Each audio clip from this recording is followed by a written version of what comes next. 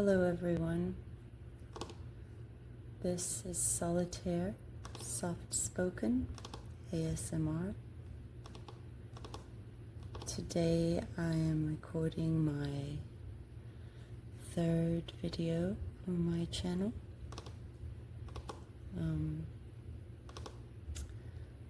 I am finally working with a tripod, so hopefully it will be a little bit of a better view for you guys.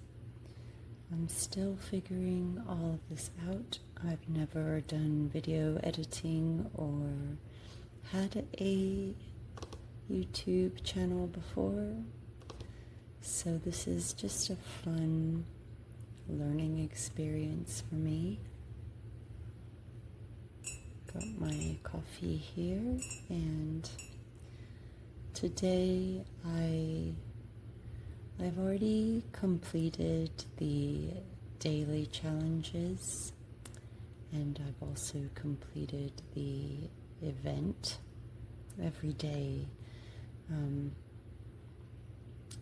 There are events that are played globally, and I decided it would be better not to. Maybe it's okay with the daily challenges, but with the world events, I don't think I will record those videos because I really need to be concentrating 100% on the actual game being played, because it's slightly competitive.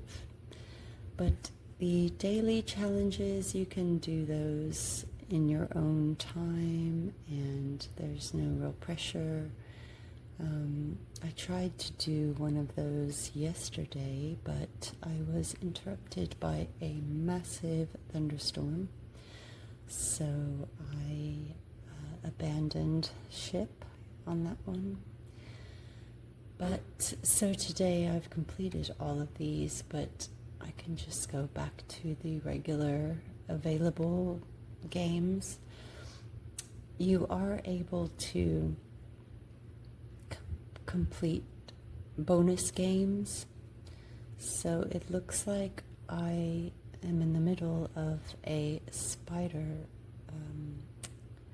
bonus game, so I think I will go ahead and resume that game and then see how long that takes. I'm just going to make sure that I have the volume all the way down on my main speakers, so that if anything good happens, like if you win, like I was saying, it can sometimes make big celebratory noises, which are not very relaxing. So I'm going to get started.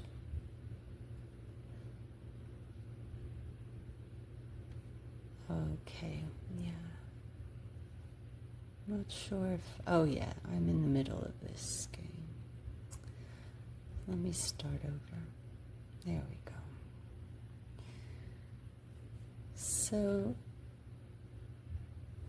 in my first video, I really am just rambling along in these videos, just talking about whatever comes to mind. And in my first video, I was talking about mindfulness and how I discovered it, because I had been going through a painful ending of a relationship, and I was trying to find the shortcut to being able to turn off some of the painful feelings that I was having. And I discovered mindfulness, and I discovered that I don't have to be at the mercy of situations and feelings, but that I can have a choice as to how I want to feel. If I stop and observe the thought or the emotion before it takes root in my body, I can have some degree of ability to make it a little less severe, or decide, you know what, I see that, but I'm not going to go down that path. Like, I see that emotion trying to occur, trying to take over, but I'm not going to dive into it.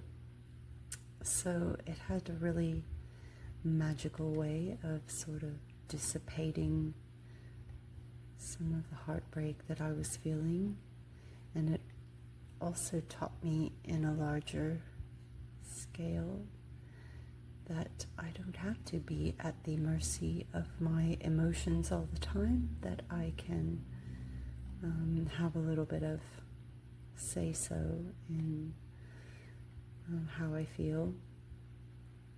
I hope some of this is making sense. I really am just literally rambling.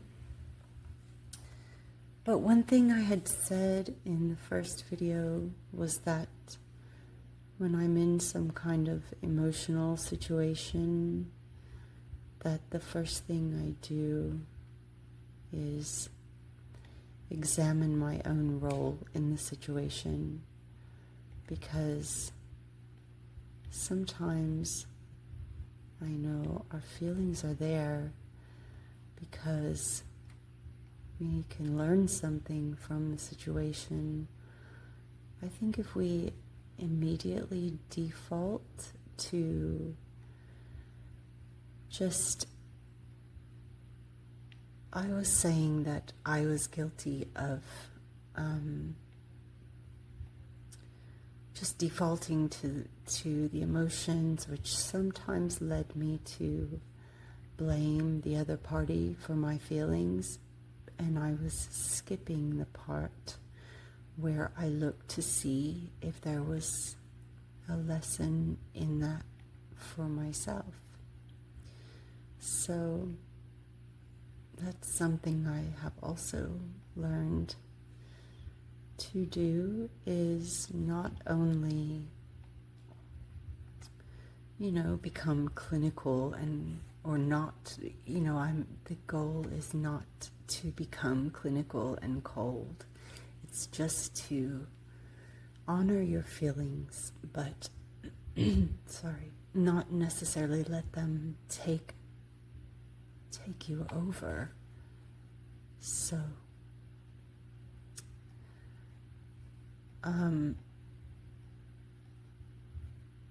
one thing that I learned to do was, when I say that I would look to see what my own role in the problem was, it is not to dismiss my own feelings or to blame myself, because sometimes I was not wrong to have the feelings that I was having.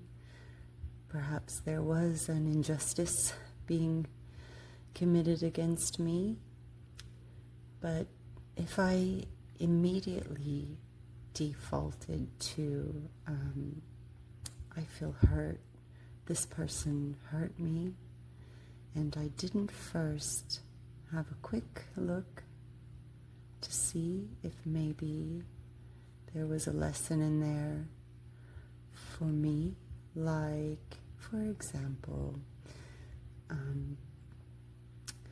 maybe I was hurt that somebody, I'm just thinking of a random example, but maybe I could be hurt that somebody didn't answer my text, for example. And if I immediately jumped to just feeling sad about it, and I let that dictate how I felt for several hours or a day, or the first thing now I will do is I notice, okay, I'm feeling upset about this. I see it, it's there, I'm feeling upset. And then rather than just skipping to the part where I, like I just said, I just give in to being upset and decide that that's how I feel, I will stop for a minute and think,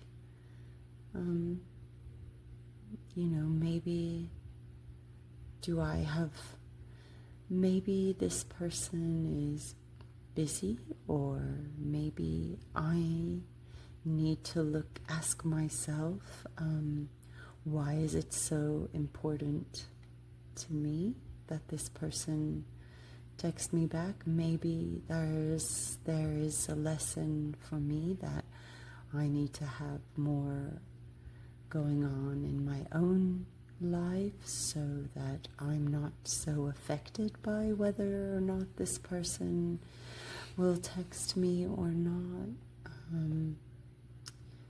So that's all I meant when I said that. I wasn't suggesting that you shoulder the blame for everything that you feel, because sometimes our pain and sadness is definitely a warning to us that someone else's behavior that we are tolerating needs to be looked at closer.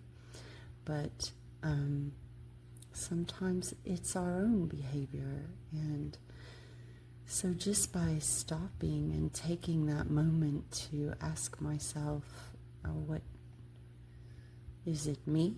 Is it them? Is it a little bit of both? It shifts the focus from immediately being my own feelings and just falling into the emotion of it. But right there, I've given my brain two different angles to go, like, is there something I need to examine in this other person's behavior, or is there something in my own behavior? So in my example there, I could say, you know what, maybe I need to find some other activities for myself to focus on, or I need to find ways to make my own life more fulfilling so that I'm not looking for this dopamine hit or this validation from this other person, so that it won't bother me if they don't reach out to me. So that is way more productive than just sinking into a feeling of sadness or blame or feeling helpless, like basically allowing your emotions to control you and dictate how you feel. You can use your mind to search for the lessons and something valuable you can take away from something that may have initially felt painful. You can turn it into something positive. And then the other angle is that you might think, no, it isn't me. I'm doing everything I can. This person said they were going to send me a message and they haven't, and they've broken their word, and maybe there is, it's very nuanced obviously to your own situation, but it can become obvious that that person's behavior does need to be looked at a little more closely. So there is also that angle, but the same benefit comes into play by stopping and actually putting a space between your emotional response.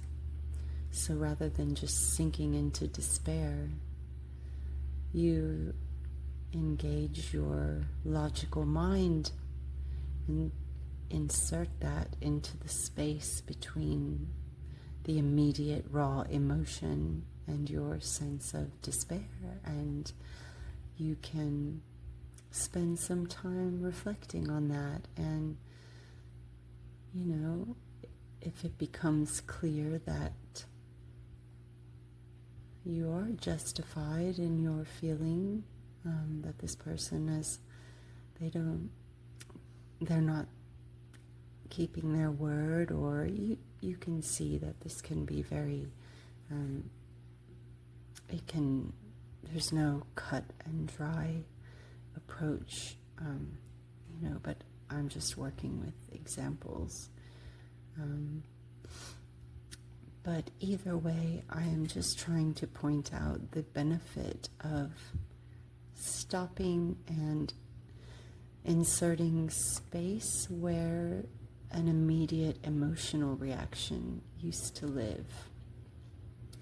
So once I got in the habit of doing this, it became more natural, and I started to feel like I realized I wasn't being governed by my emotions anymore. I still have my emotions. I still honor my emotions. I still feel that they have a very important role. They are the messengers, of where your focus might need to go. But they can also run wild sometimes and, have way more influence than they should. So that is why I just feel like mindfulness has been such a useful tool for me, because it allowed me to not have my life be controlled by my feelings, and over time that has really benefited me in so many ways. It's helped me to feel more calm and just grounded, and I just feel like I want to share that experience. Over time, I would like to, elaborate on, zoom in on different. So far, I've mostly just talked about the concept of mindfulness and sort of how it works. But over time, I would really like to bring in real examples and not just that throwaway example that I used about someone texting you or not, but just how deep of an effect it can have over time in a good, positive way, and just how what examining behavior actually looks like. And one thing that I've been learning recently is the difference between what is actually mine to carry and what is something that really doesn't need to be on my plate or your plate. I just thought it would be a good place to start to just get into the basic concept of where I started my growth. And it was that day when I had my heart broken and I was searching the internet and found out about mindfulness, and I gave it a try, and it has really changed my life. So, but it goes a lot deeper than just the concept. There are so many things that I've been learning, and I'm still learning at this point in my life. So I've just got so lost in my thoughts that I stopped playing. But yeah, I just hopefully this is a place where I can share some of the things that I'm figuring out, and also maybe struggling with still, places where I might be stuck, because I do get stuck. And so yeah, I thank you for your time today. I will finish this game. I don't think I'm gonna win. I do have my settings on the second hardest challenge level, I guess you'd call it. So I don't win most of the time because I want to better my skills in playing. So I set it to the most difficult, which means that most of the time I lose. So that's okay with me. I'm sure my brain is picking up patterns and learning from the I don't really notice when I'm playing. I just feel like I'm losing a lot, but then when I put it back to the easy setting, I pretty much win all the games. So I guess that means I'm learning something. So anyway, yeah, I'm gonna get ready to round this out. This is, I don't think I said, this is this spider. There's several different types of solitaire games you can play, and this one is called Spider. And it might be a bit late in the game to try and explain to you the rules or how it works, but hopefully it's just relaxing for you to be able to look at. Anyway, so yeah, I think I've come to the end of this, and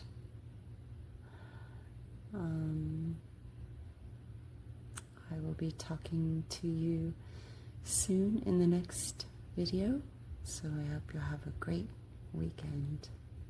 Bye.